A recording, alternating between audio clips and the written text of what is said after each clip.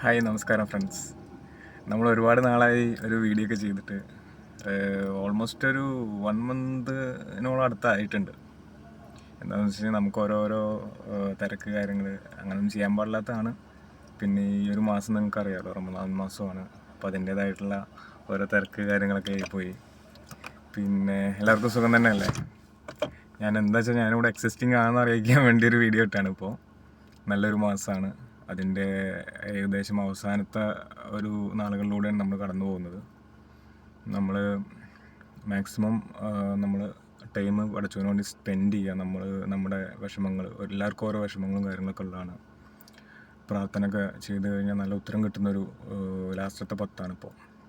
അപ്പോൾ പട്ടിണി മാത്രം കിടക്കാണ്ട് നമ്മൾ നോമ്പ് എന്ന് പറഞ്ഞു കഴിഞ്ഞാൽ എല്ലാം നമ്മളൊന്ന് ത്യജിക്കുക എന്ന് പറയില്ല. നമ്മളുടെ സുഖങ്ങൾ, നമ്മൾ ഇത്രയും കാലം സുന്ദരമായിട്ട് ജീവിച്ചു.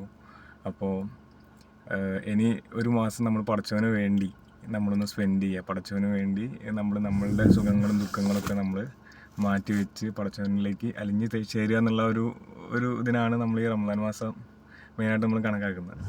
നമ്മൾ മെയിനായിട്ടെന്ന് പറഞ്ഞു കഴിഞ്ഞാൽ നമ്മൾ നല്ലത് കാണുക, നല്ലത് കേൾക്കുക, നല്ലത് മാത്രം പറയുക, അതുപോലെ തന്നെ നല്ലത് മാത്രം നമ്മൾ മനസ്സിൽ ചിന്തിക്കുക.